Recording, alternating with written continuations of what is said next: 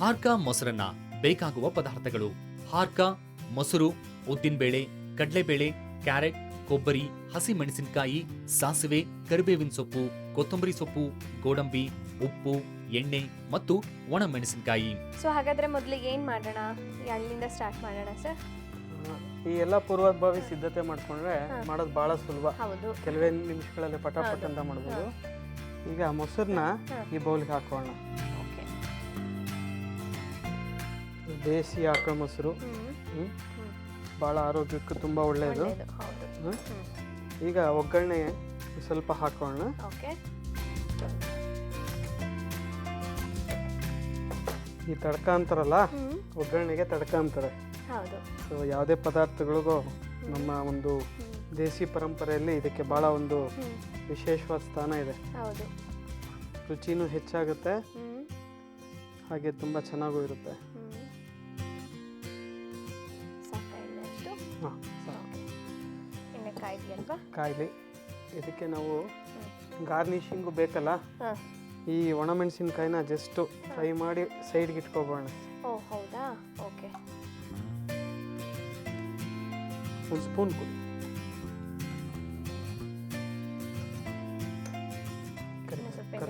ಕರಿಬೇವು ಕೊಡ್ಲಾ?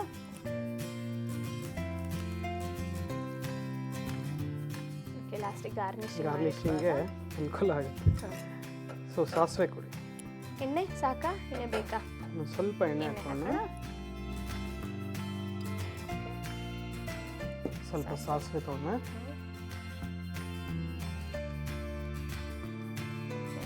ಉದ್ದಿನಬೇಳೆ, ಕಡಲೆಬೇಳೆ ಕೊಡಿ.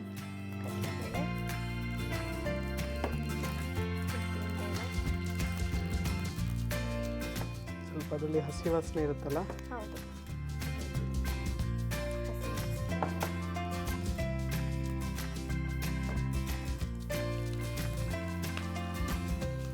ಮೊಸರನ್ನ ಕೆಲವೊಬ್ರು ಇಷ್ಟಪಡಲ್ಲ, ಅಂದರೆ ತಿನ್ನಲ್ಲ, ಊಟದ ಬಗ್ಗೆ ಅಂದರೆ ಅಷ್ಟು ಇಂಪಾರ್ಟೆನ್ಸ್ ಕೊಡಲ್ಲ. ತುಂಬ ಜನ ನಾನು ನೋಡಿರೋ ಹಾಗೆ ಮಜ್ಜಿಗೆನ ಮೊಸರ ಅಂತ ಅಂತಾರೆ. ಸೊ ಇದರಲ್ಲಿ ನಮಗೆ ಏನೊಂದು ಆರೋಗ್ಯಕ್ಕೆ ಏನೊಂದು ಇಂಪಾರ್ಟೆಂಟ್ ಥಿಂಗ್ ಇದೆ ಇದರಲ್ಲಿ? ಆ್ಯಕ್ಚುಲಿ ದೇಶಿ ಆಕಳ ಮೊಸರು ಇಟ್ ಸೆಲ್ಫ್ ಅದರಲ್ಲಿ ಲ್ಯಾಕ್ಟೋಬೆಸಿಲಸ್ ಆಗಿರುತ್ತೆ. ಮೊಸರಾಗೋದೇ ಒಂದು ಭಾಳ ದೊಡ್ಡ ಒಂದು ವಿಸ್ಮಯ ಕ್ರಿಯೆಗಳು ಅಂತ ಹೇಳುವುದು. ಯಾಕೆಂದರೆ ಈ ಹಾಲು ಅದಕ್ಕೆ ಹೆಪ್ಪಾಕಿದಾಗ ಅದರಲ್ಲಿ ಲ್ಯಾಕ್ಟೋಬೆಸಿಲಿಸ್ ಅಂತೇಳಿ ಸೂಕ್ಷ್ಮ ಜೀವಿಗಳಿರ್ತವೆ. ಅದು ಮೊಸರನ್ನ ಹಾಲು ಮಾಡುತ್ತೆ, ಹಾಲನ್ನ ಮೊಸರು ಮಾಡುತ್ತೆ. ಆ ಮೊಸರು ಜೀರ್ಣಕ್ಕೆ ಪಚನಕ್ಕೆ ಭಾಳ ಅನುಕೂಲ ಮಾಡುತ್ತೆ. ಯಾಕೆಂದ್ರೆ ನಮ್ಮ ಹೊಟ್ಟೆಯಲ್ಲಿ ಇದೇ ಥರ ಸೂಕ್ಷ್ಮ ಜೀವಿಗಳು ಕಾಲೋನಿಸ್ ಇರ್ತವೆ, ಸಾಕಷ್ಟು ಇರ್ತವೆ. ಅದು ಹೆಚ್ಚಾದಾಗ ನಮ್ಮ ಜೀರ್ಣಕ್ರಿಯೆಗೆ ಭಾಳ ಅನುಕೂಲ ಆಗುತ್ತೆ. ಆದರೆ ಕೆಲವರಿಗೆ ಅದರ ಒಂದು ಲ್ಯಾಕ್ಟಿಕ್ ಇಂಟಾಲರೆನ್ಸ್ ಅಂತ ಇರ್ತದೆ. ಜನರಲ್ ಆಗಿ ಈ ಒಂದು ಮೊಸರನ್ನ ಆಹಾರದ ಕೊನೆ ಭಾಗದಲ್ಲಿ ಉಪಯೋಗಿಸ್ತಾರೆ, ಯಾಕೆಂದ್ರೆ ಇದು ಜಡ, ಡೈಜೆಷನ್ಗೆ ಭಾಳ ಜಡ. ಸೊ ಮೊಸರನ್ನಕ್ಕೆ ಸ್ವಲ್ಪ ಕ್ಯಾರೆಟ್ ಹಾಕಿದ್ರೆ ಕಲರ್ಫುಲ್ ಆಗು ಇರುತ್ತೆ.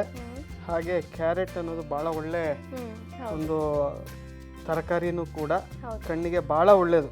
ಅದನ್ನು ನೀವು ಅಡ್ಡಡ್ಡ ಕತ್ತರಿಸಿದಾಗ ನಿಮಗೆ ಕಣ್ಣಿನ ಒಂದು ಐರಿಸ್ ತರ ಕಾಣಿಸುತ್ತೆ. ನೋಡಿ ಭಗವಂತ ಅದರಲ್ಲಿ ಹೇಳ್ಬಿಟ್ಟಿದ್ದಾನೆ, ಇದು ತಿನ್ನಿ ಕಣ್ಣು ಒಳ್ಳೇದು ಅಂತ ಹೇಳಿ. ಸೊ ಕೊತ್ತಂಬರಿ ಸೊಪ್ಪು ಕೊಡಿ. ಸೊ ಈ ಒಂದು ಮಿಶ್ರಣ ಮಾಡಿಕೊಂಡ್ರೆ ಕೊನೆಯಲ್ಲಿ ಅಕ್ಕಿ ಹಾಕಿ ಕಲಿಸ್ಬೋದು. ಹೌದು. ಸೊ ಅಕ್ಕಿ ಕೊಡಿ. ಕಾಯಿ ತುರಿ ಆಮೇಲೆ ಹಾಕ್ತೀರಾ? ಹಾಂ, ಕಾಯಿ ತುರಿನ ಈಗಲೇ ಹಾಕೋಣ. ತೆಂಗಿನಕಾಯಿ ತುರಿ ಹಾಕೋಣ. ತೆಂಗಿನಕಾಯಿ ತುರಿ ರುಚಿನೂ ಕೊಡುತ್ತೆ, ಹಾಗೆ ನಾರಿನಂಶನೂ ಸಾಕಷ್ಟಿದೆ. ಈ ತೆಂಗಿನಕಾಯಲ್ಲಿ ಮಾನೋಲ್ಯೂರಿಕ್ ಆಸಿಡ್ ಅಂತ ಇದೆಯಲ್ಲ, ಇದು ಜೀರ್ಣಕ್ರಿಯೆಗೆ ಭಾಳ ಅನುಕೂಲ ಆಗುತ್ತೆ. ಹಾಗಾಗಿ ಮಲ್ಟಿಪಲ್ ಅನುಕೂಲಗಳು. ತೆಂಗಿನ ಹಾಲು ಹಾಕ್ಬೋದು, ತೆಂಗಿನಕಾಯಿ ತುರಿನೂ ಹಾಕ್ಬೋದು. ಸೊ ಉಪ್ಪು ಕೊಡಿ. ಉಪ್ಪು ಹಾಕೋತೀರಾ? ಸೊ ಎಲ್ಲ ಫಸ್ಟ್ ಮಿಶ್ರಣ ರೆಡಿ ಮಾಡ್ಕೋತಾ ಇದ್ದೀರಾ? ಹೌದು. ಸೊ ಬೇಯಿಸಿರುವಂತಹ ಹಾರ್ಕನ್ ಕೊಡಿ.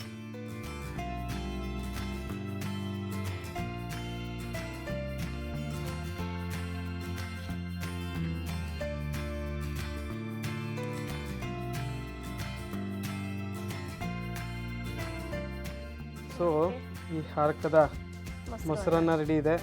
ಇದನ್ನ ತಿಂದ್ರೆ ಭಾಳ ಒಳ್ಳೆ ನಿದ್ದೆ ಬರುತ್ತೆ. ನಿದ್ದೆಗೆ ಹಾರ್ಕದ ಮೊಸರನ್ನ ತಿಂದ್ರೆ ನಿದ್ದೆ ಸ್ವರ್ಗ. ಓಕೆ, ಸರ್ವಿಂಗ್ ಬೌಲ್ಗೆ ಹಾಕೋಣ. ಅದು ಒಣಮೆಣಸಿನ್ಕಾಯಿ ಆಮೇಲೆ ಹಾಕೋತೀರಾ? ಜಸ್ಟ್ ಮೇಲ್ಗಡೆ ಗಾರ್ನಿಶ್ಗೆ ನೋಡೋದಕ್ಕೆ ತುಂಬಾ ಚೆನ್ನಾಗಿರ್ಬೇಕಲ್ಲ, ಹೌದು. ಅವಾಗ ಆಮೇಲೆ ಒಣಮೆಣಸಿನ್ಕಾಯಿ ಕೂಡ ಒಂಥರ ಮೊಸರನ್ನ ಕದರದೇ ಆದಂತ ಒಂದು ರುಚಿ ಸಿಗುತ್ತೆ ಹೌದು ಹಾಕಿದ್ರೆ. ಒಗ್ಗರಣೆಗೆ ಉಪಯೋಗಿಸ್ಬೋದು, ಹಾ. ಅಂದ್ರೆ ಅದರದ್ದೇ ಅದೊಂದು ರುಚಿ ಸಿಗುತ್ತೆ. ಇದ್ರಲ್ಲಿ ನಾವು ಹಸಿ ಮೆಣಸಿನ್ಕಾಯಿ ಹಾಕಿ ಮಾಡಿದ್ದೀವಿ, ಒಣಮೆಣಸು ಹಾಕಿ ಮಾಡ್ಬೋದು, ಕಾಳು ಮೆಣಸು ಹಾಕಿನೂ ಓಕೆ. ಮೊಸರನ್ನ ಮಾಡ್ಬೋದು. ಅದರದ್ದೇ ಆದ ಪರಿಮಳ, ಸ್ವಾದ, ರುಚಿಗಳನ್ನ ಕೊಡುತ್ತೆ.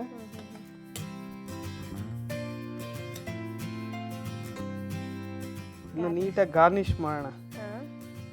ಸೊ ನೋಡೋದಕ್ಕೆ ತುಂಬ ಸುಂದರವಾಗಿದ್ರೆ ಭಾಳ ಇಷ್ಟ ಆಗುತ್ತೆ. ಹೌದು. ಸೊ ಬೇಯಿಸಿರುವಂತಹ ಕರಿಬೇವನ್ನ ಇದು ಫ್ರೈ ಮಾಡಿರೋ ಕರಿಬೇವನ್ನ ಹಾಕಿದಾಗ ನೋಡಲಿಕ್ಕೆ ತುಂಬ ಚೆನ್ನಾಗಿರುತ್ತೆ. ಕರಿಬೇವು ನಮಗೆ ಸೇರುತ್ತೆ. ಹೌದು. ಸೊ ಹಾರ್ಕದ ಕರ್ಡ್ ರೈಸ್ ರೆಡಿಯಾಗಿದೆ. Thank you so much. ನೋಡಿದ್ರಲ್ಲ ವೀಕ್ಷಕರೇ, ಹಾರ್ಕಾದ ಮೊಸರನ್ನ ರೆಡಿ ಆಗಿದೆ. ಇದನ್ನ ಮಾಡೋ ವಿಧಾನ ಹೇಗೆ ಅಂತ ಹೇಳ್ಬಿಟ್ಟು ನೀವೊಮ್ಮೆ ರೀಕ್ಯಾಪ್ ನೋಡ್ಕೊಂಡ್ ಬನ್ನಿ. ಮಾಡುವ ವಿಧಾನ: ಒಂದು ಪ್ಯಾನ್ಗೆ ಎಣ್ಣೆ, ಸಾಸಿವೆ, ಕಡಲೆಬೇಳೆ, ಗೋಡಂಬಿ, ಹೆಚ್ಚಿರುವ ಹಸಿ ಮೆಣಸಿನಕಾಯಿಗೆ ಒಗ್ಗರಣೆಯನ್ನ ಹಾಕಿ ಮೊಸರಿಗೆ ಮಿಶ್ರಣವನ್ನ ಮಾಡ್ಕೋಬೇಕು.